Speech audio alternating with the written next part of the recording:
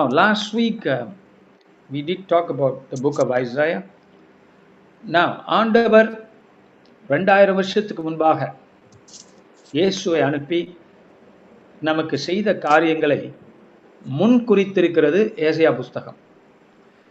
ஏசாயா பார்த்தீங்கன்னா 700 பிசியில் இருந்தவர், 700வது ஆண்டு இயேசுக்கு முன் இருந்தவர். அவருடைய ஊழியங்களில் பார்த்தீங்கன்னா தீர்க்க தரிசன ஊழியம், அண்ட் அதனால தான் அவர் தீர்க்கதரிசி என்று சொல்லுகிறார்கள். But they are beautiful things he has written. The whole book of Isaiah, ஏசாயா புஸ்தகம் முழுதும் கவிதை நடையில் உள்ள புஸ்தகம், ஒரு சில பகுதிகளை தவிர. So most of Isaiah is in poetry form. That's why there's some repetitions. Hebrew poetryல repetitions இருக்கும். மறுபடியும் ஒரு காரியத்தை டிஃப்ரெண்ட் வேர்ட்ஸை யூஸ் பண்ணி சொல்லுவாங்க. அது அவங்களுடைய கவிதை முறை. அதே நேரத்தில் போன வாரம் நிறைய நோட்ஸ் கொடுத்தவங்களுக்கு சிம்பிள் ஒன்ஸ், ஏசாயாவுடைய காலங்களில் எத்தனை ராஜாக்கள் இருந்தார்கள், இஸ்ரேல் நாடு பாருங்கள். இதில் ஒரு சின்ன கன்ஃபியூஷன் சில பேருக்கு இருக்கலாம். இஸ்ரேல் எப்போதுமே ஒரே நாடாக எகிப்து தேசத்திலிருந்து ஆண்டவர் வெளியில் கொண்டு வந்து ஒரு இஸ்ரேல் என்ற நாட்டை உண்டாக்குகிறார். அது தொடர்ந்து நியாயாதிபதிகளுக்கு அப்புறம் சாமியலுக்கு அப்புறம் தாவீது ராஜாவாகப்படுகிறான். தாவீதுடைய வம்சம் தொடர்கிறது. இப்படியெல்லாம் நம்ம பார்க்கிறோம். ஒரே நாடாக இருந்துச்சு. ஆனால் சாலமனுக்கு அப்புறம் ராஜ்யம் ரெண்டாக பிரிக்கப்பட்டது. The same Israel nation generally was divided into two kingdoms. The kingdom of Judah, யூதா ராஜ்யம், இஸ்ரேல் ராஜ்யம் என்று ரெண்டு ராஜ்யங்களாக பிரிந்து போச்சு. ஏன்னா ரெண்டு இளவரசர்கள் ராஜாக்கள் ஆனார்கள். அவங்களுக்குரிய ஏரியா பிடித்து கொண்டார்கள். ஸோ ரஃப்லி இதில் வந்து கொஞ்சம் மிக்சிங் இருக்கும். ரஃப்லி 10 tribes were in the kingdom of Israel. 2 tribes were in the kingdom of Judah. And then there can be some tribe இங்கே அங்கேயும் கொஞ்சம் இருந்திருப்பான். ஸோ ஜெனரலி ஸ்பீக்கிங் 2 கோத்திரம் யூதாவோடும் மீதியான 10 கோத்திரம் இஸ்ரேலோடும் சேர்ந்து விட்டார்கள். அப்போ 2 ராஜ்யம், 2 நாடு, 2 ராஜாக்கள். இந்த ஏசியா காலங்களில் இந்த பிரிவினை 2 நாடாக பிரிவினையான காலங்கள் வந்து 200 வருஷத்துக்கிட்ட. That means for 200 years these kingdoms were operating on their own separately. But of course they were still intermingling. People இங்கே போவாங்க, அங்கே வருவாங்க, தேவாலயத்துக்கு யூதாவுக்கு வருவாங்க. இப்படியெல்லாம் பலவிதமான காரியங்கள் நடைபெற்று கொண்டிருந்தது. இந்த காலகட்டத்தில் தான் ஏசியா என்கிற தீர்க்கதரிசி he was prophesying, and when he was the prophet there was Uzziah Raja. Now Uzziah ராஜாவுக்கு இன்னொரு பேர் இருக்கு, அதை இன்னைக்கு பார்க்க வேண்டாம். ஊசியா ராஜா, யோதாம், ஆகாஷ் அண்ட் ஹெசிக்கியா. இந்த 4 ராஜாக்கள் ஆண்டபோது யூதா கோத்திரத்தை கோத்திரம் சொல்றது ராஜ்யத்தை ஆண்டபோது இவன் தன் ஊழியத்தை செய்து கொண்டிருந்தான் என்று பார்க்கிறோம். Now when you read the book of Isaiah, I'm going to help you to read it, to understand it. So it's just not to hear and let go. Every time I'm teaching something, I'm helping you understand how to read the Bible. வேதத்தை எப்படி படிக்கணும், புரிஞ்சுக்கணும்னு நான் சொல்லி கொடுத்துக்கிட்டே இருக்கேன். So when you are studying this book of Isaiah with me, probably we'll go for 7 lessons from now onwards. Okay, last week just consider that an introduction. You need to hear again and again.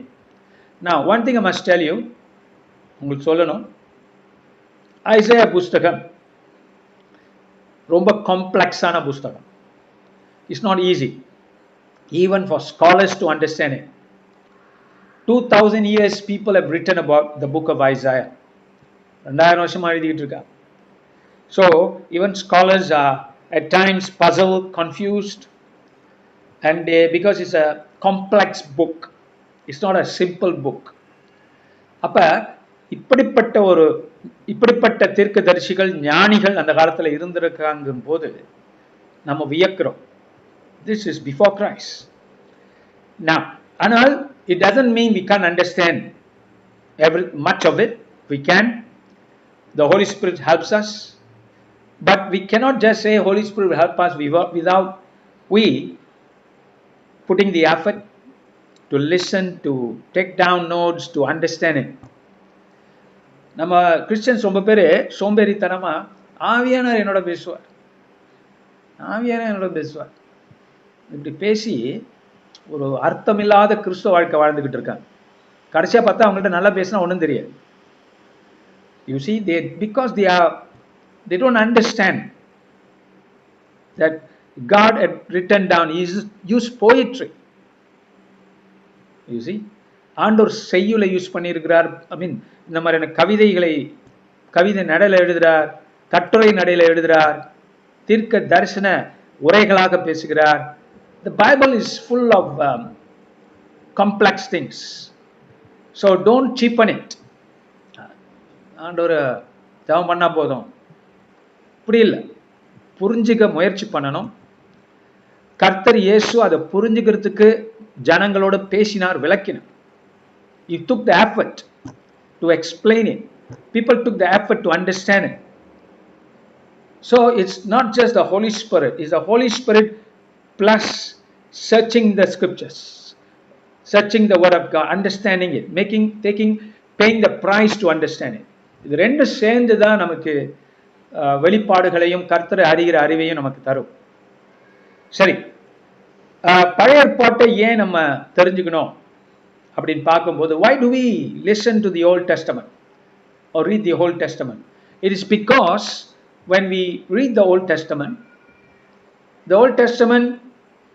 has the New Testament inside.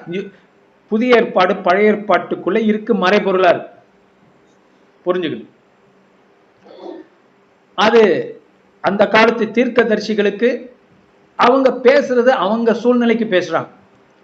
But அவங்க சூழ்நிலைக்கு அவங்க பேசும்போது அவங்க எதிர்காலத்தையும் பேசுறாங்க, நம்ம காலத்தையும் பேசுறாங்க. நம்ம காலத்தை அவங்க ஃபுல்லா அண்டர்ஸ்டாண்ட் பண்ணியிருக்க மாட்டாங்க.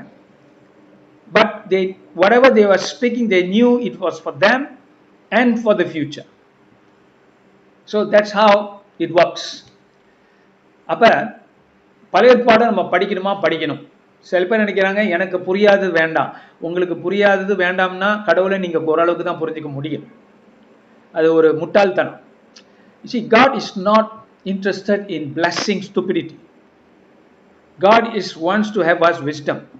ஞானத்தை தேடுன்னு தான் பைபிள் சொல்லு. ஞானம் இல்லாதவர்களா இருக்காதீங்கன்னு வேதம் சொல்லு. ஸோ பழைய ஏற்பாடு புதிய ஏற்பாட்டை நமக்கு உள்ளடக்கி இருக்கு, முன்குறிக்குது. அதே நேரத்தில் புதிய ஏற்பாட்டை நம்ம பார்க்கும்போது, when we look at the New Testament, Old Testament, பழைய ஏற்பாட்டை பார்க்கும்போது கிறிஸ்து முன் அறிவிக்கப்படுகிறார் என்று பார்க்கிறோம். அப்ப ஜீசஸ் இஸ் ரிவீல் ஹிடன் தேர். மேசியா, வரப்போகிற மேசியா அங்க சொல்லப்பட்டிருக்கிறார். ஏசாயாவில் பார்த்தீங்கன்னா புத்தகத்துல மேசியாவுடைய வருகை குறித்து நிறைய விஷயங்கள் எழுதப்பட்டிருக்கு. Of all the books in the Old Testament, the book of Isaiah has lots of notes, scriptures foretelling the coming Messiah. வரப்போகிற மேசியா இங்கே சொல்லப்பட்டிருக்கிறார். இன்ஃபேக்ட் இந்த ஐசையா தீர்க்க தரிசன புஸ்தகம் தான்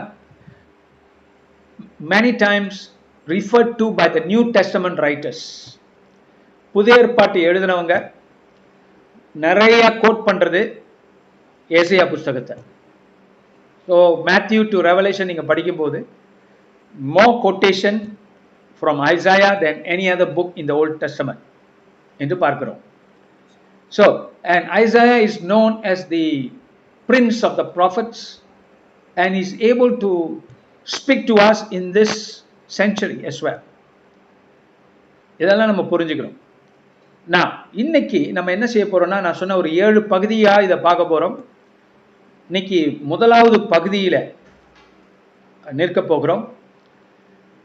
I will, of course we can't go verse by verse, but I will give you the substance so that when you do your reading of the book of Isaiah, you will be able to grasp a lot more things than before. Now, இன்னொரு காரியத்தையும் நான் பேசணும். சில பேருக்கு ஒரு அபிப்பிராயம் யார் கொடுத்தான்னு தெரியல, இருக்கலாம், பழைய ஏற்பாடு காலம் தான் முடிஞ்சிச்சு, இப்போ புதிய ஏற்பாடு தான் நமக்கு தெரியணும். அப்படி இல்லை. இயேசுவே தன் சீஷர்களுக்கு பழைய ஏற்பாட்டை விளக்குகிறார். உயிர்த்தெழுந்த பிற்பாடு, even after his resurrection, he was explaining the scriptures. So when the Paul and Peter and all the apostles were preaching Christ, which scripture did they refer to? They referred to the Old Testament. They acknowledged the Old Testament. They approved the New Old Testament. Old Testament என்பது இயேசு கிறிஸ்துவை வெளிக்காட்டுகிறது, just like the New Testament. ஆனா கொஞ்சம் வித்தியாசமா படிக்கணும். New testament வித்தியாசமா படிக்கணும், volt testament வித்தியாசமா படிக்க தெரிஞ்சுக்கணும். இப்ப கிறிஸ்துவின் ஞானத்தோடு நம்ம என்ன பண்றோம்? பழைய ஏற்பாட்டை படிக்கிறோம். அப்ப தேவன் 66 புத்தகத்தை கொடுத்திருக்கிறார். ஸோ எதுவும் முடிஞ்சு போச்சுன்னு கிடையாது. படிக்க வேண்டிய முறையில படிச்சோம்னா தேவ வேதம் மறைந்து போவதில்லை. தேவனுடைய வேதம் எப்பொழுதும் பேசிக்கொண்டே இருக்கிறது. அது மரித்ததல்ல, அது ஜீவனுள்ள வார்த்தைகள் என்று பார்க்கிறோம். ஆனால் கிறிஸ்துவின் வெளிச்சத்தை வச்சு நம்ம யூதர்களை போட பழைய ஏற்பாட்டை படிக்க கூடாது. கிறிஸ்துவின் வெளிச்சத்தை வச்சுதான் நம்ம பழைய ஏற்பாட்டை படிக்கணும். அப்பதான் நமக்கு கிறிஸ்துவின் ஞானம் அதிகமாகும். Now let's come back here. So முதலாம் அதிகாரத்தை நாம் எடுத்துக்கொண்டோம் என்றால், நீங்க படிச்சீங்கன்னா ஆண்டவர் இஸ்ரேல் நாட்டை, அதாவது 2 ராஜ்யம் சொன்னேன், அவர் யூதாவுக்கு எழுதினாலும் ஆண்டவர் அது இஸ்ரேலுக்கும் பயன்படுத்துகிறார். ஏன்னா 2 நாட்டுக்கும் இது தேவையான காரியம் என்று பார்க்கிறோம். இவன் யூத ராஜ்யத்தில் பிறந்து வளர்ந்தவனா இருந்தாலும், ஊழியம் செஞ்சவனா இருந்தாலும், இந்த ஏசையா தான் இஸ்ரேல் நாட்டுடைய வீழ்ச்சியும் முன்குறிக்கிறான், பேசுறான். இஸ்ரேல் நாடு விழுந்து போக போது அசீரியர்கள் வந்து பிடிக்க போறாங்க அப்படின்னு இஸ்ரேல் நாட்டை பத்தியும் இந்த ஏசையா தான் முன் அறிவிக்கிறான். அப்ப இவன் யூதாவுக்கு மாத்திரம் தீர்க்கதரிசி அல்ல, இஸ்ரேலுக்கும் தீர்க்கதரிசி, இஸ்ரேல் நாட்டுக்கும். அவன் இஸ்ரேல் நாட்டுக்கு மட்டும் தீர்க்கதரிசி அல்ல, மற்ற உலக ராஜ்யங்களுக்கும் தீர்க்கதரிசியா அவங்களுக்கு ஒரு செய்தியும் அவன் பேசுறான். இன்ஃபேக்ட் நமக்கும் தீர்க்கதரிசியாக நிறைய காரியங்களை முன் அறிவிக்கிறான். So we find that is an amazing prophet. Now in chapter 1, வானங்களை கேளுங்கள், பூமியே செவிகொடு, கர்த்தர் பேசுகிறார். நான் பிள்ளைகளை வளர்த்து ஆசீர்வதித்தேன், அவர்களோ எனக்கு விரோதமாக கலகம் பண்ணினார்கள் என்று ஏசையா ஆரம்பிக்கிறான். போன வாரம் நான் சொல்லியிருந்தேன், இந்த முதல் 5 சாப்டர் இஸ் an introduction. எங்கேயாவது எழுதிக்கிங்க, பைபிளாவது எழுதிக்கிங்க. முதலாவது 5 chapter, these 5 chapters are introductions. Then the 6th chapter is where the thing starts. Isaiah தன்னை வெளிக்காட்டுறான். ஸோ 5 பகுதிகள் இன்ட்ரோடியூஸ் பண்ணிட்டு 6வதுல தன்னை வெளிப்படுத்துறான், தான் யாருன்னு காட்டுறான். ஆக ரொம்ப பேர் இப்படி எழுத மாட்டாங்க. ஏன் ஏசை அப்படி எழுதி இருக்கிறேன்னா, மக்கள் அவனுடைய சூழ்நிலையை புரிஞ்சுக்கணும். அவன் எந்த காலத்துல இருந்துகிட்டு இருக்கிறான், அந்த காலத்துடைய காரியங்கள் என்ன, சரித்திரம் என்ன, வரலாறு என்ன, தேவனுடைய குற்றச்சாட்டுகள் என்ன, எதை குறித்து அவன் டீல் பண்ண போறான், இதெல்லாம் எழுதிட்டு தான் அதன் அடிப்படையில தான் தான் தீர்க்கதரிசி. இந்த 6 அதிகாரத்தின் அடிப்படையில தான் தான் தீர்க்கதரிசி. புரிஞ்சுக்கிட்டீங்களா? அவனுடைய பேசிஸை காட்டுறான். சில பேர் நான் பூர்வீகத்தை எழுதுவாங்க, ஹிஸ்டரி எழுதுவாங்க, ப்ரொஃபைல் எழுதுவாங்க. அவன் ப்ரொஃபைல் எழுதுறதுக்கு முன்னால அவன் ப்ரொஃபைலே இதுதான், இஸ்ரேல் நாட்டுடைய யூதா நாட்டுடைய சூழ்நிலை தான் அவனுடைய ப்ரொஃபைல். அதுக்குரிய தீர்க்கதரிசி அவன் என்று காட்டுகிறான். I don't know whether you got that, but you see, நான் சொல்ற சில காரியம் கொஞ்சம் ஆழமா இருந்தா just take note. You can ask me some other time. I can explain to you what it means, but you must catch the overall flow. Now அடுத்தது பார்க்கிறோம், வானங்களை கேளுங்கள் பூமியே கேளுங்கள் என்று செவிகொடு என்று சொல்லும் பொழுது நீங்க படிச்சுட்டு போனீங்கன்னா, God is at this point calling the people to the court.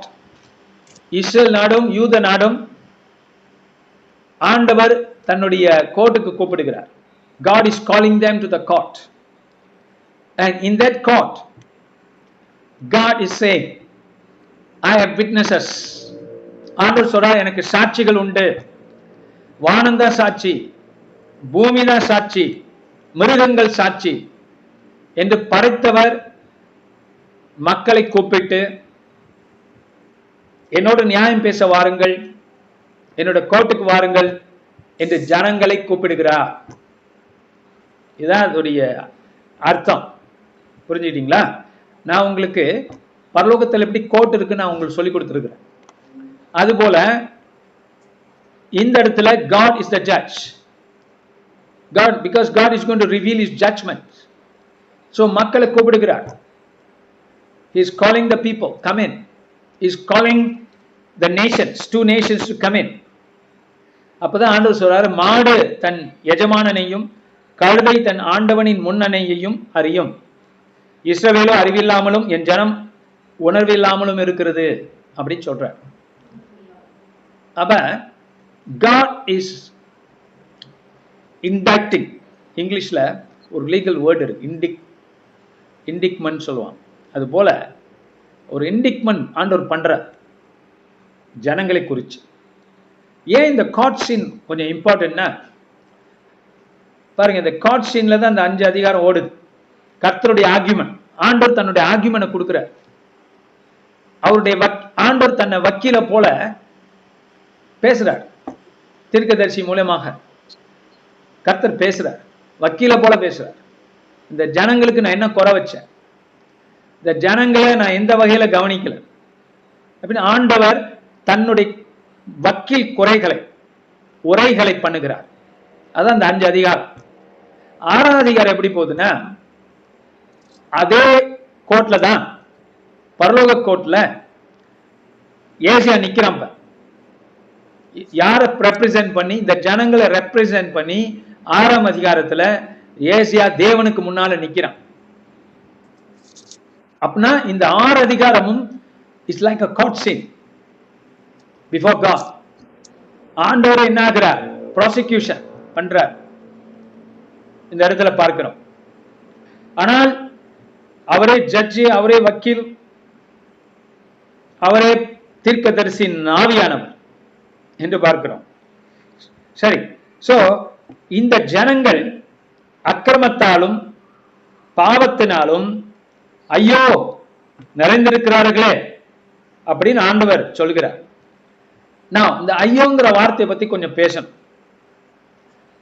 ஐயோ இங்கிலீஷ்ல ஓ அப்படின்னு இருக்கும். அதுக்கு சரியான டிரான்ஸ்லேஷன் ஐயோ தான். பாருங்க, இந்த ஐயோவை பல மாதிரி சொல்லலாம் தமிழ்ல. ஐயோ, ஐயையோ, ஐயையோ, ஐயோ அப்படின்னு சொல்லலாம். இது என்ன ஐயோ பாஸ்டர் அப்படின்னு கேட்டீங்கன்னா, இத ரொம்ப பேர் பண்ணி ஐயோ உனக்கு ஐயோ, அந்த மிரட்டல் ஐயோ கிடையாது. முதல்ல புரிஞ்சுக்கு. ஜட்ஜ்மெண்ட் பேசுறதுனால ஆண்டவர் நல்ல ஜட்ஜு, அவரும் தவறான ஜட்ஜ் மாதிரி நடந்துக்க மாட்டார். அவர் நம்மளை குற்றம் சொல்லக்கூடிய ப்ராசிக்யூஷன் வக்கீலா இருந்தா கூட உனக்கு ஐயோ அப்படின்னு சொல்லல.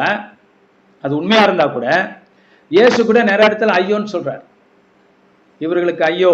ஐயோனா இப்ப நான் சொன்ன ஐயோ பல மாதிரி சொல்லலாம். ஐயோ ஐயோ ஐயோ அப்படி கூட சொல்லலாம்.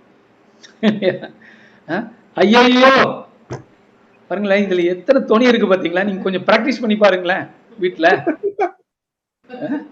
There's so many ways you can see ஐயோ. சீரியஸ். அப்ப பாருங்க, சரவண் வேற மாதிரி சொல்றாரு, ஐயோ அப்படிங்கிறார். ஐயோ அப்படிமா. அப்ப there's so many, எத்தனை மனுஷங்க இருக்கிறாங்களோ அத்தனை விதத்துல ஐயோ சொல்லலாம் போடுது. ஆனால் let's come back here. இந்த ஐயோ எப்படிப்பட்ட ஐயோனா, படிக்கிறவங்களுக்கு அதுல புரிஞ்சிடும். ஐயோ பாவமுள்ள ஜாதியும், இது பரிதாப ஐயோ. இயேசு சொல்றதும் பெரும்பாலும் பரிதாப ஐயோ. ஐயோ எருசலமே, அவர் ஐயோ எருசலமே அப்படி இல்லை. ஐயோ எருசலமே, உனக்கு விஷயம் புரியலையா, ஞானம் விளங்கலையா, நான் எதற்காக வந்திருக்கிறேன் புரியலையா அப்படின்னா ஆண்டவர் இயேசு ஐயோ சொல்றார். அது ஒரு பரிதாப ஐயோ. இப்படி ஆயிடுச்சு உங்களுக்கு அப்படிங்கிற ஐயோ. இப்படி ஆயிடுச்சு அது பிரதர், அப்படிப்பட்ட ஒரு ஐயோ சொல்லுங்க பிரதர் சரவணன். இப்படி ஆயிடுச்சு அப்படிங்கிற ஐயோ. ஐயோ பாவம் அப்படின்னு சொல்றாங்க. பாவம் சொல்லணும், வெறும் ஐயோ. அந்த ஐயோ எப்படி சொல்லுங்களேன். ஐயோ, இது ரொம்ப மென்மையான ஐயோவா இருக்கு. கல்யாணி, நீங்க ஒரு ஐயோ சொல்லுங்க. இந்த மாதிரி ஒரு ஐயோ. ஐயோ,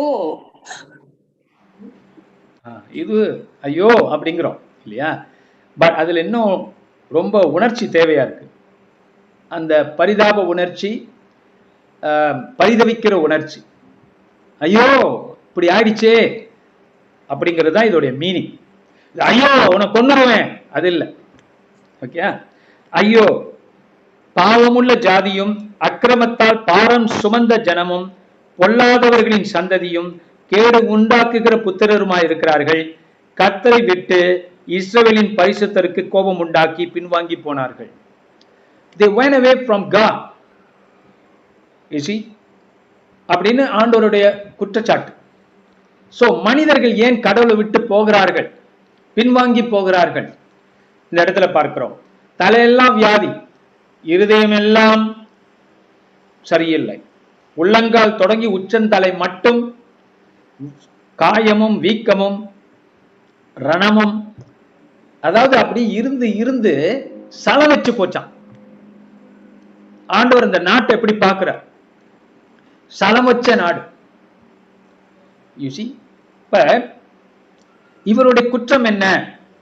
முதல்ல ஆண்டவர் சொல்லிட்டார், எஜமானன்னு தெரியல. They do not know the king. இந்த கிங்க தான் 6ஆம் அதிகாரத்துல ஏசாயா சந்திக்க போறார். இந்த கிங்க இந்த இஸ்ரேல் நாடும் யூத நாடும் தரிசிக்கவில்லை, காண விரும்பவில்லை. அவர் மேல் சந்தேகம். மோசஸ் கொஞ்ச நாள் மலை உச்சிக்கு 40 நாட்கள் இரவும் பகலும் காணாமல் போன போது, இஸ்ரேல் நாட்டை பொறுத்த வரைக்கும் அவர் காணாம போகல, தேவனோடு தான் இருந்தார். அவங்கள பொறுத்த வரைக்கும் காண போயிட்டார். அப்பதான் அவங்க என்ன ஆயிட்டாங்க, வெண்கல சிலைகளை உண்டாக்க ஆரம்பிச்சிட்டாங்க. அப்ப அது போலத்தான் இஸ்ரேல் நாடு இப்ப என்ன ஆயிடுச்சு, அதே ரிப்பீட் ஆகுது. கடவுள் எல்லாத்தையும் ஐஸ்வர்யமா கொடுத்தார். God answered all their requests, their prayers. They were having a good time, but then they were prosperous. They were doing well.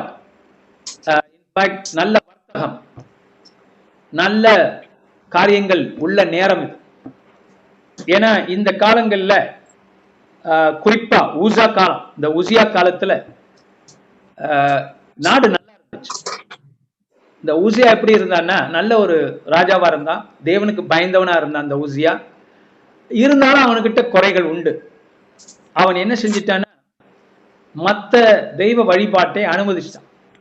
ஆண்டவர் எதை கூடாதுன்னு சொன்னாரோ அதை மட்டும் அனுபவிச்சுட்டு எக்ஸ்கியூஸ் கொடுத்துக்கிட்டு இருந்தான். ஏன்னா எல்லாம் தான் நல்லா போயிட்டு இருக்கேன் அப்படிங்கிற அவருடைய எண்ணம். ஆனால் ஆண்டவர் பார்க்கிறார். ஆண்டவர் பார்த்து என்ன சொல்றார்? இல்லைங்க, உங்க நாடு சரியில்லை, மக்கள் சரியில்லை அப்படின்னு சொல்றார். ஆண்டவர் கொஞ்சம் கிருபை வச்சு எக்ஸ்கியூஸ் கொடுத்ததுனால தான் நாம் உயிர் தப்பி இருக்கிறோம். சொடோம் கொமோரா போல நம்ம ஆயிருக்கலாம். ஆண்டவர் சொடோம் கொமோரா போல நம்ம ஆக்காம நம்மளை ஒத்தி போட்டிருக்கிறார். அதனால மனம் திரும்புங்கள், ஏன் இப்படி இருக்கிறீங்க அப்படின்னு ஆண்டவர் இந்த இடத்துல கேட்கிறதை பார்க்கிறோம். சோ இதுதான். அப்புறம் இதுக்கு அடுத்த பகுதி பார்த்தீங்கன்னா, ஐசாயா இஸ் டாக்கிங். ஏசாயா இந்த நேரத்தில் என்ன சொல்லுகிறான்? பலிகளை பத்தி பேசுகிறான். இவங்க என்ன, போன வாரம் கூட சொன்னாங்க, இவங்க என்ன நினைச்சிட்டாங்க, இஸ்ரேல் ஜனம் நாங்க தான் பலி செலுத்துறோமே, காணிக்க கொடுக்கிறோமே. காணிக்கைன்னா அந்த காலத்துல ஆடு மாடு புறாக்கள் அவங்களுக்கு எது வசதிப்பட்டதோ அது கொண்டு போய் காணிக்க கொடுப்பான், தசமாகம் கொடுக்குறான். அப்புறம் it's not just about money, all the பண்டிகை, அந்த பலவிதமான பண்டிகைகளை அவங்க கொண்டாட ஆரம்பிச்சான். அப்ப அவங்க என்ன நினைச்சிட்டாங்க, ஆண்டவர் இதுல எல்லாம் பிரியமா இருக்கிறார் அப்படின்னு நினைச்சிட்டாங்க. இதெல்லாம் செஞ்சோம்னா நமக்கு ஆசீர்வாதம், நமக்கு நல்லது, அது போதும் அப்படின்னு நினைச்சிட்டாங்க. ஆனால் ஆண்டவர் சொல்றாரு, இதெல்லாம் வீணான காரியங்கள், உங்கள் மாத பிறப்பையும் பண்டிகையும் என் ஆத்மா வெறுக்கிறதுன்னு சொல்லிட்டார் இந்த இடத்துல. ஏன் ஆண்டவர் வெறுக்கிறார்? காரணம், அதுல விசுவாசம் கிடையாது, நம்பிக்கை கிடையாது. அது ஒரு மத காரியம், மதமா மாத்திட்டாங்க. அது ஒரு விசுவாசத்துக்குரிய காரியமா இல்லை. அதனால ஆண்டவர் இதெல்லாம் வேணாம்னு நினைக்கிறாரா? இல்ல. இயேசு வர்ற வரைக்கும் மிருக பலிகள் உண்டு. அது செய்யப்படுகிற முறையை தான் ஆண்டவர் கண்டிக்கிறார் என்று பார்க்கிறோம். அப்ப ஆண்டவர் சொல்றாரு, இதெல்லாம் சரியில்லை, ஓய்வு நாளை கடைபிடிக்கிறீங்க, ஆனா அந்த ஓய்வு நாள் என்ன பண்றீங்க? மற்றவனுக்கு கொடுமை பண்றீங்க, கஷ்டப்படுத்துறீங்க, ஏழைகளை நீங்க கவனிக்கிறது இல்லை. இதெல்லாம் ஆண்டவர் சொல்றாரு. அதனால இதெல்லாம் எக்ஸ்கியூஸ் கிடையாது. நான் ஆண்டவர்கிட்ட வருஷத்துக்கு ஒரு தடவை ஜெருசலம் போறேன், காணிக்கை செலுத்துறேன், ஆடு மாடு வெட்டப்படுகிறது, சரியாயிடுச்சு, பழைய பாடல ஆண்டவர் சொன்னதை செஞ்சிட்டோம், அப்படியே இல்லை. ஆண்டவர் இருதயத்தையும் பார்க்கிறார், விசுவாசத்தை பார்க்கிறார். So have you got faith? Do you believe in God? என்று ஆண்டவர் பார்க்கிறார். அதான் இந்த இடத்துல பார்க்கிறோம்.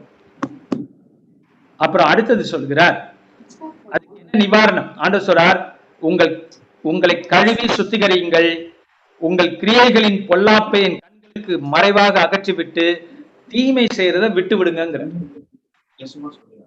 நன்மை செய்ய படியுங்கிற, நியாயத்தை தேடுங்கிற. ஹல்லேலூயா.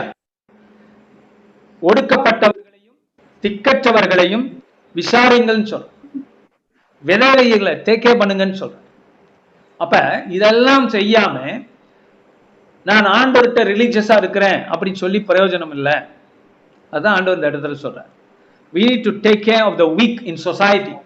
சமுதாயத்தில் இருக்கிற பலவீனப்பட்டவர்கள், கஷ்டப்படுகிறவர்களை நாம் கண்ணோக்கி பார்க்க வேண்டும் அப்படின்னு சொல்றேன். சரி, இதை எங்க நம்ம பார்க்க முடியும்? இதை இயேசுடைய மலைப்பிரசங்கத்துல பார்க்கிறோம். மலைப்பிரசங்கத்துல இயேசு சொல்றாரு, நீ உபவாசம் பண்ணி ஜெபம் பண்ணி அஞ்ஞானிகளை போல பேசுறது என்ன அப்படின்னு ஐசாயா 58ஆம் அதிகாரத்துல ஐசாயாவே சொல்றார், ஒரு நல்ல உபவாசம் என்ன?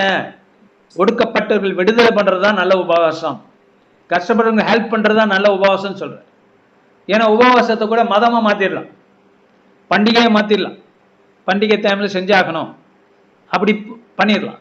இப்ப இதெல்லாம் நம்மை காப்பாற்றாது. அப்ப 19ஆம் வசனம் சொல்லுது, நீங்கள் 18ஆம் வசனம் சொல்லுது, வழக்காடுவோம் வாருங்கள், உங்கள் பாவங்கள் சிவரே என்று இருந்தாலும் உறைந்த மழை போல் வெண்மையாகும். அவைகள் இரத்தாம்பர சிவப்பாய் இருந்தாலும் பச்சை போலாகும். நீங்கள் மனம் பொருந்தி செவி கொடுத்தால் தேசத்தின் நன்மைகளை புசிப்பீர்கள் அப்படின்னு சொல்ற. நீங்கள் மனம் பொருந்தி, இங்கிலீஷ்ல மனம் பொருந்திங்கிறது willing. if you are willing and obedient, செவி கொடுத்தால் அப்படின்னா இங்கிலீஷ்ல கூட நீங்க அங்க எழுதிக்கலாம். நான் தமிழ்ல மனம் பொருந்தி எல்லாம் வருது. மனம் பொருந்தினா என்னன்னு அப்புறம் திருப்பி என்ன கேட்பீங்க. மனம் பொருந்தினா willing. willing easy. நீங்க ஆசீர்வதிக்கப்பட விரும்புறீங்களா? நீங்க பண்டிகை இதெல்லாம் செய்யும் போது, காணிக்கை செலுத்தும் போது மனம் பொருந்துங்களா? வில்லிங்கா செய்றீங்களா? சந்தோஷத்தோடு செய்றீங்களா? கஷ்டப்பட்டு செய்றீங்களா?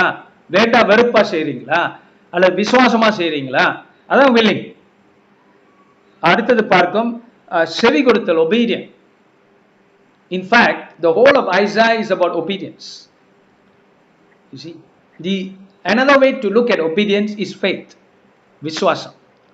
நீங்கள் விசுவாசம் உள்ளவர்களாய் இருந்தால் தேவ மகிமை காண்பீர்கள் என்று வேதம் சொல்லுகிறது இல்லையா? அது போலத்தான் இவங்க தேவன், இஸ்ரவேலின் தேவன் மேல விசுவாசத்தை இழந்து போனபடினால பாருங்க, என்னைக்கு நாம் தேவன் மேல இருக்கிற விசுவாசத்தை இழக்கிறோமோ, அப்ப குறைச்சிக்கிறோமோ, நாம் என்ன ஆகிறோம்? நாம் பின்வாங்குகிறோம். அந்த வார்த்தை ஏசியா யூஸ் பண்றாரு. நாம் மற்ற பாவங்களை செய்யறதுக்கு ஈஸியாகும். மறுபடியும் இப்ப இந்த இஸ்ரேல் ஜனம் காப்பாற்றப்பட்டு 2 தேசங்களா உருவாக்கப்பட்டு நல்ல காரியங்களை தேவன் செய்து கொண்டு இருந்தார். ஆனா இந்த செழிப்பின் மத்தியில அவங்க விசுவாசத்தை இழந்து போனாங்க. இப்ப விசுவாசத்தை இழந்து போகும்போது இந்த இடத்துல அவங்க பாவங்கள் அதிகமாகுது.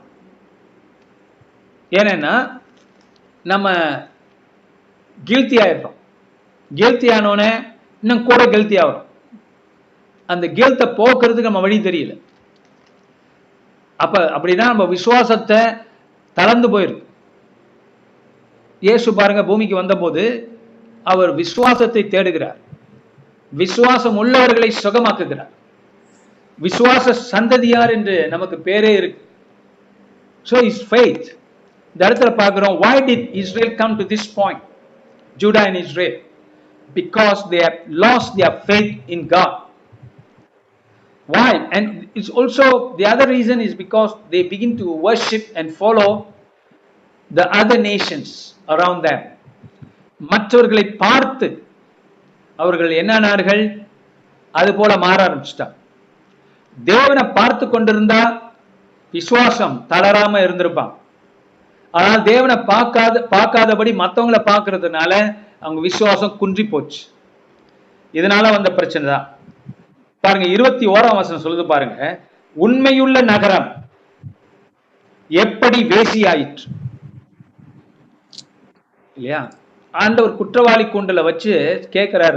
2 நாட்டையும், குறிப்பா ஜெருசலத்தை கேட்கிறார். நகரம்னா ஜெருசலம்ல உண்மையுள்ள நகரம். ஜெருசலத்தை ஆண்டவர் என்ன சொல்றார்? ஒரு காலத்துல எப்படி இருந்துச்சா? உண்மை நகரம். இப்ப என்ன நகரம்? வேசி நகரம். நான் சொல்லல, ஏசா சொல்றான். உண்மையுள்ள நகரம் எப்படி வேசியாய் போயிற்று, ப்ராஸ்டிடியூட் ஆயிடுச்சு. எது வேணாலும் ஓகே, எதை வேணுமாலும் பார்க்கலாம், எதை வேணுமாலும் செய்யலாம், எதை வேணுமாலும் பண்ணலாம். வேசித்தனம். That's what's happened. ஏன் ஆண்டவர் ஸ்ட்ராங் வேர்ட் யூஸ் பண்றார்? பிகாஸ் ஆண்டவர் தன்னை ஒரு மணவாளனை போல அவர்கள் வெளிப்படுத்தி இருக்கிறார். ஜெருசலம் ஒரு நல்ல நகரம். தாவீது உண்டாக்கின போது பரிசுத்தமா இருந்தது, தேவனுக்கென்று இருந்தது. ஆனா அதே ஜெருசலம், உண்மையாய் இருந்த ஜெருசலம் வேசியாய் போயிற்று. அப்ப உண்மையான ராஜா விட்டுட்டு யார் வர்றாங்களோ ராஜா, அதான் இந்த நகரம் வேசித்தனமா போச்சு. யார் நம்மளை காப்பாத்தினா ஓகே. யூசி, ஏன்னா இந்த ஏசியா பிற்காலத்துல சொல்லுவான், நீ அசீரியாவுக்கு பயப்பட வேண்டாம் அப்படின்னு சொல்லுவான். தேவனை நம்பு, தேவன் தான் ராஜா. ஆனா இல்ல, இந்த ஜனம் என்ன பண்ணும்? இந்த ராஜாக்கள் என்ன பண்ணுவான்? அசீரியாவுக்கு பயப்படுவான். கடவுளுக்கு பயப்படுறதுக்கு பதிலாக அசீரியாவுக்கு பயப்படுவான், நாடுகளுக்கு பயப்படுவான். அதனாலதான் உண்மையுள்ள நகரம் வேசியாய் போயிற்று. கண்டவனா ராஜா. நம்ம ஆள் ஒரு பாட்டு பாருங்க, ராம ஆண்டாலும் ராவண ஆண்டாலும் எனக்கு ஒரு கவலை இல்லை. அதான் இந்த இடத்துல வேசித்தனம். டோன்ட் கேர், நான் இருந்தா போதும், நல்லா இருந்தா போதும். அது நல்லா இருப்பாங்களா? இல்ல. ராஜா நல்லா இருந்தாதான் மக்கள் நல்லா இருப்பான், நல்ல ராஜா. அது போல இப்பொழுதோ அதன் குடிகள் கொலை பாதகர். 22 உன் வெள்ளி களிம்பாயிற்று, உன் திராட்சரசம் தண்ணீர் கலப்பானது, உன் பிரபுக்கள் முரடரும் திருடரின் தோழருமாய் இருக்கிறார்கள். இப்படியாக ஆண்டவர் இந்த நகரத்தை பேசுகிறார். அடுத்தது ராஜ்யங்களை பேசுகிறார் என்று பார்க்கிறோம். நீ மனம் திரும்ப வேண்டும், களிம்பு நீக்க வேண்டும், உன்னை சுத்தமிட்டு உன் ஈயத்தை எல்லாம் நீக்குவேன். ஆண்டவர் இடையிடையில் என்ன சொல்றாருன்னா, நீ இப்படி எல்லாம் செஞ்சிருக்கிற, ஆனால் நான் உன்னை பரிசுத்தப்படுத்த போகிறேன் என்று சொல்லிக்கொண்டே வருகிறார். இடையிடையில படிச்சீங்கன்னா வரும். அப்ப ஆயிஷா என்ன பண்றான்? தேசத்துடைய பாவம், அதனால வரக்கூடிய தேவனுடைய வழக்கு, அதனால வரக்கூடிய தண்டனை, தண்டனைக்கு அப்பால் தேவன் அந்த தண்டனை மூலியமாகவும் அதற்கு அப்பாலும் தேவன் நிகழ்த்த போகிற ரட்சிப்பு, கிருபை, இதெல்லாம் ஐசையா காட்டுகிறார். அதாவது இப்ப ஐசையால எப்படி இருக்குன்னா, ரொம்ப தண்டனைக்குரிய காரியங்கள் வந்துகிட்டே இருக்கும். இடையில ஆண்டவர் என்ன பண்ணுவார்னா, ஆவியானவர் என்ன செய்வார்னா, ரட்சிப்புக்குரிய நன்மைக்குரிய காரியங்கள் உள்ள திணிப்பார். அப்படின்னா என்ன சொல்றா? there is hope, there is a hope coming, there is a deliverance coming, there is a redeemer coming. அதனால இஸ்ரவேலே, உண்மையுள்ள இஸ்ரவேலா இருந்தா நீ தேவனை நோக்கி பா, உனக்கு விடுதலை காத்திருக்கிறது. உன்னை சுத்தமாக்குவேன், உன்னை புடமிடுவேன் என்று ஆண்டவர் சொல்லிக்கொண்டே வருகிறார் இடையிடையிலே. ஹல்லேலூயா. இந்த இடத்துல பார்க்கிறோம், this beautiful. சோ நான் கொடுக்கிற இந்த காரியங்களை நீங்கள் புரிந்து கொண்டால் உங்களுக்கு ரொம்ப பலமா இருக்க போகுது. எப்படின்னா, தேவன் மனிதருடைய பாவங்களை வெளிப்படுத்துகிறார். வெளிப்படுத்தின பிற்பாடு அதுக்குரிய தண்டனைகளை சொல்லுகிறார்.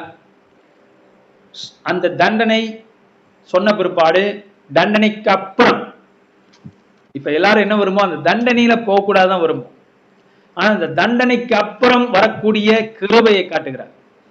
நமக்கு எப்படி வருதுன்னா, இதே கான்செப்ட் தான் நம்முடைய வாழ்க்கையில இயேசு வந்த பிற்பாடும் தேவன் நம்முடைய பாவங்களை காட்டுகிறார். எப்படி நம்ம கடவுளை விட்டு பிரிஞ்சு இருக்கிறோம், கடவுள் அறியாம இருக்கிறோம், நம்ம நிலைமையை காட்டுகிறார். அந்த நிலைமை புரியும் போதுதான் நமக்கு அவர் தண்டனை விளங்குகிறது. அவர் தண்டனை விளங்கும் போது அடுத்ததாக இயேசு அந்த தண்டனை வாங்கிட்டா நம்ம புரிஞ்சுக்கிறோம். சிலுவையிலும் உயிர்த்தெழுதலிலும் அவர் நமக்காக பலியானார். ஐசாயா 53 பார்க்க போறோம். அப்ப God provides a way where judgment can be done and yet we can be forgiven. That is to Christ Jesus. Isaiah 53. And then after that, அந்த ஜட்ஜ்மெண்ட் குள்ள இருந்துதான் நமக்கு கிருபை கிடைக்கிறது, விடுதலை கிடைக்கிறது, ஆசீர்வாதங்கள் கிடைக்கிறது. அதைத்தான் ஏசியாவுடைய புஸ்தகத்திலும் அதே பேட்டர்ன் பார்க்கிறோம். The same pattern Isaiah uses and the New Testament writers also talk about it. So ஆண்டவர் சொல்றார், உங்களை கழுவி சுத்திகரியுங்கள், உங்கள் கிரியைகளை பொல்லாப்பை என் கண்களுக்கு மறைவாக அகற்றிவிட்டு தீமை செய்தலை விட்டு விடுங்கள். What can we do? We can go to God and say, God, Jesus has taken the punishment for all these things. We can refer to Isaiah 53 straight away and tell God, God, my judgment is over. Jesus, the Son of God, came to take that judgment. Now I have received grace from you. உன் கிருபை நான் பெற்றிருக்கிறேன். அதனால் ஆண்டவரே, நான் சுத்திகரிக்கப்பட்டிருக்கிறேன், நான் விடுதலையாக்கப்பட்டிருக்கிறேன் என்று நாம் நம்பலாம். We become happy because Jesus has done that for us already. So Praise the Lord. So we are looking at Isaiah chapter 1, and there's so much more that God is talking about. அப்புறம் மரங்களை பத்தி தேவன் பேசுறார் Isaiah 1ஆம் அதிகாரத்துல. அந்த மரங்களை பார்த்தீங்கன்னா is talking about strong trees. But the problem with this people, they were worshipping the trees. So God says நீங்க விரும்பின இதெல்லாம் வெட்டப்படும் என்று சொல்றார், தண்ணீர் இல்லாதது போல ஆக்கப்படும் என்று சொல்கிறார். இதெல்லாம் சொல்லிட்டு ரொம்ப ஜட்ஜ்மெண்ட் சொல்லிக்கொண்டே இருக்கிறார். Now, a lot of Christians think that judgment is not to be taught now because it's over for us. No. நம்ம எதிலேருந்து காப்பாற்றப்பட்டிருக்கணும்னு தெரியும். I always say that. How can you understand grace? How can you understand the medicine when like a doctor, how can he understand what the medicine is for? How powerful it is without knowing the disease? Yeah, அது போல தான். We need to know what healed us. What are we healed from? What are we forgiven from? If not, we will be like the Israelite people. ஆண்டவர் சொல்றாரு, உண்மையுள்ள நகரமே. இப்போ ஒரு காலத்துல ஜெருசலம் உண்மையுள்ள நகரமா இருந்திருக்கு. Powerful capital of Judah. Knowledgeable about God. ஆண்டவர் சொல்றார், உண்மையுள்ள நகரம், உண்மையுள்ள ஜெருசலம். ஆனால் இப்பொழுதோ விழுந்து போய் வேசிய போலாச்சு அப்படிங்கிற. டிஸ்கஸ்டிங். ஆண்டவர் அதை வெறுக்கிறார். காரணம் என்ன? நல்லா இருந்தாங்க, தேவ அன்பில் இருந்தாங்க, இப்ப விலகி போயிட்டாங்க. So அதனால these are warnings for us, so that we can search ourselves and tell God, God forgive us for our sins, and then move on. We don't have to stay there. Move on to receive the blessings. Under so that if you are willing and obedient, you will taste the good of the land. நம் நன்மைகளை சுதந்திரிக்க ஆரம்பிக்கணும். மறுபடியும் விட்டு போன பாவங்கள்ல நம்ம தொடரக்கூடாது. அதான் பவுல் இதை வேற மாதிரி சொல்றாரு. எப்படி சொன்னா, உங்க பழைய மனுஷனை கழட்டி போட்டு ஒரு புதிய மனுஷனை இங்க போட்டிருக்கீங்கன்னு புரிஞ்சுக்கு. You are a new person. That's why God is trying to tell them, to Israel, Israel, நீ யார்? நீ எப்படிப்பட்ட ஆள் அப்படின்னு இஸ்ரேல் தேவன் இஸ்ரேலை பார்த்து பேசுறார். நீ யாருக்கு சொந்தம் தெரியுமா? நீ எவ்வளவு பரிசுத்தம் தெரியுமா? நீ எவ்வளவு உயர்ந்த ஒரு ஸ்தானத்துல உன்னை வச்சிருக்கிறேன் தெரியுமா? ஆனா நீயும் என்ன செய்கிறாய்? கீழே போய் செய்யக்கூடாத காரியங்களை செய்து விட்டு வருகிறாய். அதுதான் ஆண்டவருடைய குற்றச்சாட்டு. They don't know who they are. Now, but the good news comes again in chapter 2. Chapter 2ல நல்ல செய்தி வருகிறது. என்ன செய்தி இது? ஆமோத்தின் குமாரனாகிய ஏசாயா யூதாவையும் எருசலேமையும் குறித்து கண்ட தரிசனம். கடைசி நாட்களில் கர்த்தருடைய ஆலயமாகிய பர்வதங்களின் கொடு முடியில் ஸ்தாபிக்கப்பட்டு மலைகளுக்கு மேலாக உயர்த்தப்படும். எல்லா ஜாதிகளும் அதற்கு ஓடி வருவார்கள். திரளான ஜனங்கள் புறப்பட்டு வந்து, நாம் கர்த்தருடைய பர்வதத்துக்கு, யாக்கோப்பின் தேவனுடைய ஆலயத்துக்கும் போவோம் வாருங்கள். அவர் தமது வழிகளை நமக்கு போதிப்பார், நாம் அவர் பாதையில் நடப்போம் என்பார்கள். ஏனெனில் சீயோனிலிருந்து வேதமும் எருசலேமிலிருந்து கர்த்தரின் வசனமும் வெளிப்படும். இந்த சாப்டர் இருக்க 2வது சாப்டர், இதை குறிச்சுக்குங்க. It's a very important chapter of hope. Now, if you read this chapter, 2வது அதிகாரத்தை நீங்க படிச்சீங்கன்னா இதே வசனங்கள் எக்ஸாக்ட்லி word for word இன்னொரு தீர்க்கதரிசியும் எழுதுவார். அவர் பேர் மீகா. 4ஆம் அதிகாரத்துல இதே தீர்க்க தரிசனம் உண்டு. எழுதிக்குங்க. நான் இதை பார்த்தீங்கன்னா, what I want to read already, I'm not going to read again, I'm just going to explain to you now. You can now, regarding this kind of a Bible study, you must take down notes so that later on you can refer, because if not you lose the track, you just hear and forget. And then what happens is that later when I'm going to give a test to everybody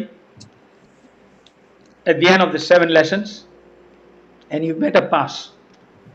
ஒரு test வைப்பேன் 7 செஷன்ஸுக்கு அப்புறம் நீங்கள் அத்தனை பேரும் எழுதணும், அந்த டெஸ்ட்டை pass ஆகணும், இல்லைன்னா உங்களை ஃபெயில் ஆக்கி டிஸ்மிஸ் பண்ணி விட்டுரும். சரி, பாஸ் பண்ணிடுவோம் பாஸ்டர். ஸோ இந்த 2ஆம் அதிகாரம் வருவோம். கடைசி நாட்களில் கர்த்தருடைய ஆலயமாகிய பர்வதம். அப்ப is talking about the last days. What is this Isaiah talking about here? பாருங்க, நான் சொன்னேன்ல, அவர் வந்து ஜட்ஜ்மெண்ட் பேசுவார், திடீர்னு ஆசீர்வாதமான வசனங்களை பேசுவார் எதிர்காலத்தை குறித்து. யூ see, இஸ்ரேலுக்கு நல்லா பயமுறுத்துவார், ஆனால் ஒரு ஹோப் கொடுப்பார். ஆனால் அவர் பயமுறுத்தலாம் நடந்து போச்சு.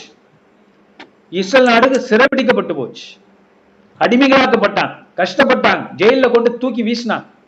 ஆண்டவர் சொன்ன நிறைய தண்டனைகள் வந்துடுச்சு. எல்லாம் சொல்லி அவங்க கேட்கல.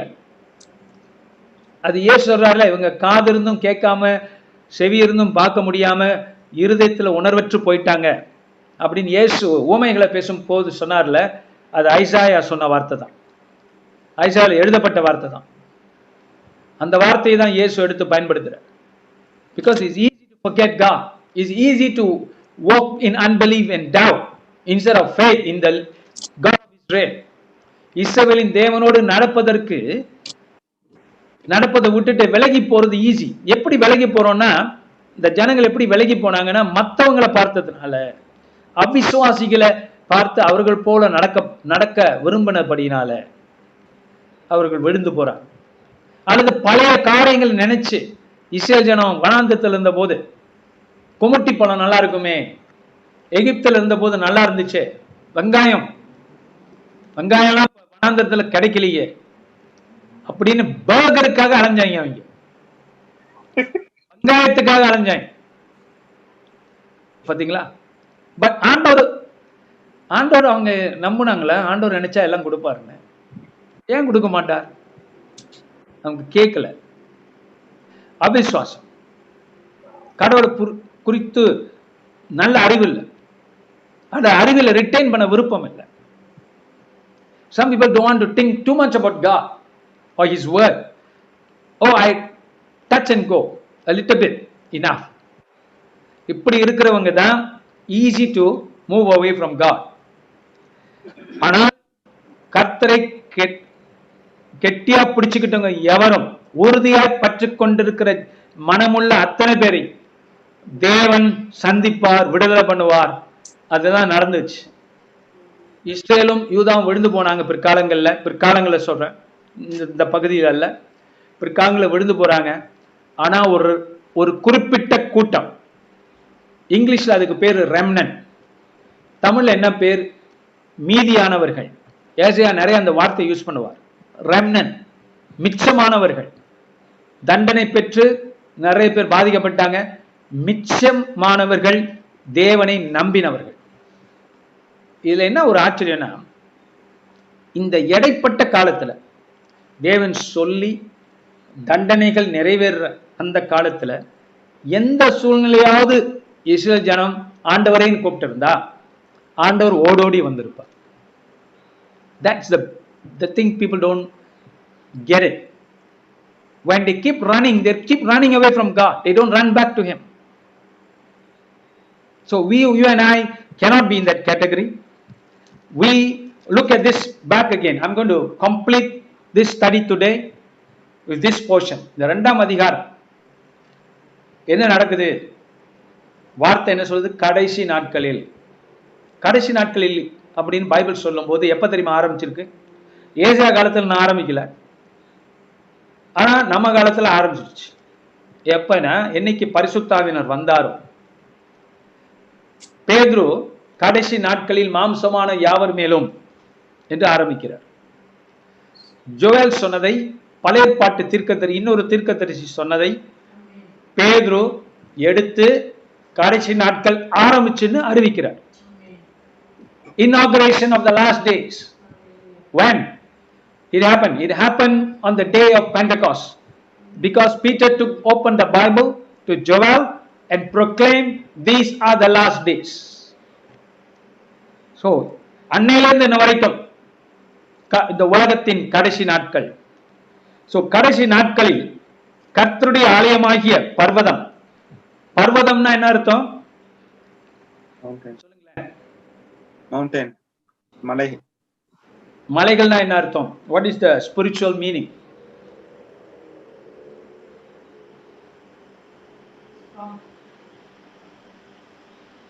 மலைகள்ல என்ன அர்த்தம்? ஐயோ, இது நேரத்தோட சொல்லி இருக்கிறேன். அப்ப உங்களுக்கு டெஸ்ட் வைக்கணும். இப்படியே போயிட்டு இருந்தா சரிப்படாது. மலைகள் என்றால் தேவன் ஆட்சி புரிகிற காரியம், தேவராஜ்யம்.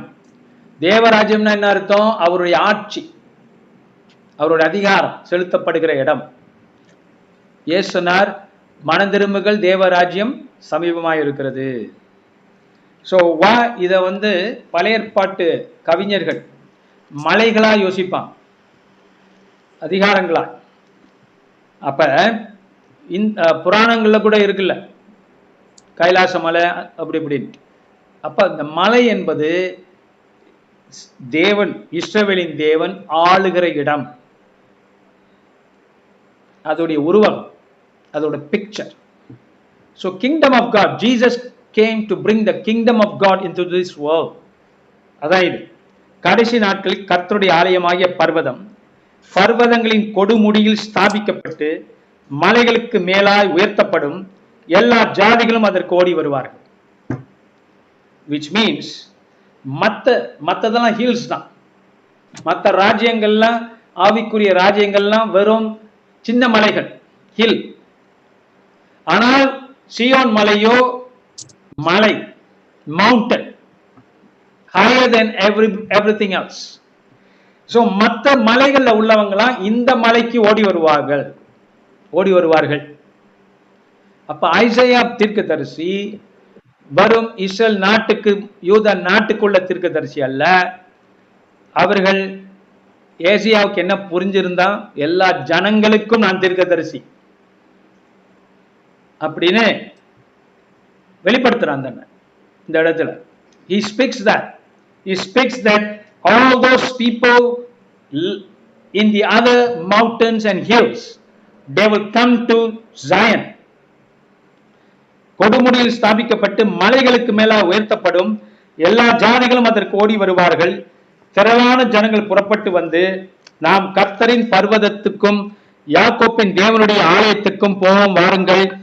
அவர் தமது வழிகளை நமக்கு போதிப்பார், நாம் அவர் பாதைகளில் நடப்போம் என்பார்கள். ஏனெனில் சீயோனிலிருந்து வேதமும் எருசலேமிலிருந்து கர்த்தரின் வசனமும் வெளிப்படும். So let us come to the kingdom of God என்று சொல்வார்கள். இப்ப நம்ம சொல்றோம்ல, எல்லாருக்கிட்டையும் என்ன சொல்றோம்? வாருங்கள், சியோன் மலைக்கு வாருங்கள், தேவ ராஜ்யத்துக்கு வாருங்கள். இயேசுதான் ராஜா, இயேசுதான் அரியாசனத்தில் அமர்ந்திருக்கிறார், வாருங்கள். மலைகளிலே பெரிய மலை, இந்த இயேசுவின் மலைக்கு வாருங்கள் என்று கூப்பிடுறோம்ல, அதுதாங்க the kingdom of God. எல்லா நாமத்துக்கு காட்டிலும் மேலான நாமம், அப்படி சொன்னா உங்களுக்கு வழங்கும். அதுவும் இப்ப நான் சொல்றதும் ஒண்ணுதான். பிசாசையெல்லாம் ஜெயிச்சு, அந்தகார சக்திகளெல்லாம் ஜெயிச்சு, எபேசியர் புஸ்தகத்தில் சொல்லப்பட்டிருக்கிறது, இயேசு உயர்த்தப்பட்டு எல்லா நாமத்துக்கும் மேலான நாமத்தை அவர் சுதந்திரித்துக் கொண்டார். அல்லேலூயா அப்படின்னு சொல்லப்பட்டிருக்கு. அதுக்கு எப்படி ஹல்லேலூயா சொல்றீங்களோ அது போல இதுக்கும் நீங்க முன்னமே ஹல்லேலூயா சொல்லியிருக்கணும். எதுக்கு? எல்லா மலைகளுக்கும் மேலாக உயர்த்தப்பட்ட மலை. ஹல்லேலூயா அல்லேலூயா. அந்த மலையில என்ன கிடைக்கும்? ஜெருசலம், யூத ராஜ்யம், அங்கதான் அந்த மலை. ஹல்லேலூயா அல்லேலூயா. அந்த ஜெருசலத்துல மலை ஒன்றும் பெரிய மலையா தெரியல, பெரிய மவுண்டன்லாம் கிடையாது. மற்ற மலையெல்லாம் உலகத்துல எவ்வளவு பெரிய மவுண்டனா இருக்கு, அது சின்னோண்டு தான். ஆனா ஆவிக்குரிய ரீதியிலே தேவனை பொறுத்த வரைக்கும் அந்த மலை தான் உயர்ந்தது. இப்ப புரிஞ்சுக்கிறீங்களா? Spiritual meaning. சியோன் மலை தான் உயர்ந்தது. எல்லா மலைகளுக்கும் போகலாம், மலைகளெல்லாம் சுத்தி வரலாம். இந்த மலையில் அமர்ந்த போதித்த தேவனை நம்பும் போது இந்த மலைதான் உயர்ந்த மலை, Hallelujah. ஞான கண்மலை என்று வேதம் சொல்லுகிறது. சோ நாம் ஒரு பாதையில் நடப்போம், வாருங்கள். ஜெருசலேமிலிருந்து என்ன புறப்படுதான் சொல்லுங்களேன்? கர்த்தரின் வசனம். The word of God was released by Jesus from Jerusalem to the whole world. நீங்கள் உலகமெங்கும் போய் சொல்லுங்கள் என்று சொன்னது எந்த நகரத்திலிருந்து? ஜெருசலம் நகரத்திலிருந்து.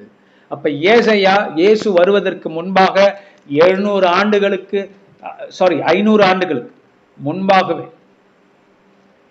இதெல்லாம் சொல்லியிருக்கிறார். கிட்டத்தட்ட 500 ஆண்டுகள் முன்பே ஏசாயா என்ன சொல்லியிருக்கிறார்? ஜெருசலேமிலிருந்து கர்த்தரின் வசனம், உலகத்துக்கு தேவ வார்த்தை புறப்படும். ஆமென். அது அப்படியே புதிய ஏற்பாட்டுல நிறைவேறுகிறது என்று பார்க்கிறோம். இப்ப கடைசி நாட்கள்ல தேவனுடைய ஆலயம் எழும்பும், பர்வதத்தின் மேலே எழும்பும், ஸ்தாபிக்கப்படும். அது என்ன ஆலயம்? தேவன் கட்டும் ஆலயம். நீங்களும் நாங்களும் கற்கள், ஜீவனுள்ள கற்கள் என்று பார்க்கிறோம். So this is the beauty of the first 2 chapters of Isaiah we are talking about, and then next week we'll continue to speak about these things in the next chapters. We'll go faster. We'll take chunks of chapters together. We won't go by verse. Only for a start we are going verse by verse. We'll take chunks of it, and we hope to finish in 7 lessons the whole of all the books of Isaiah. So வீட்டில் படிக்க ஆரம்பிங்க. நான் இது வரைக்கும் போகிறனோ அது வரைக்கும், அதுக்கு மேலேயும் நீங்கள் படிக்கலாம். அப்போ நான் எக்ஸ்பிளைன் பண்ணும்போது இன்னும் புரியும் உங்களுக்கு.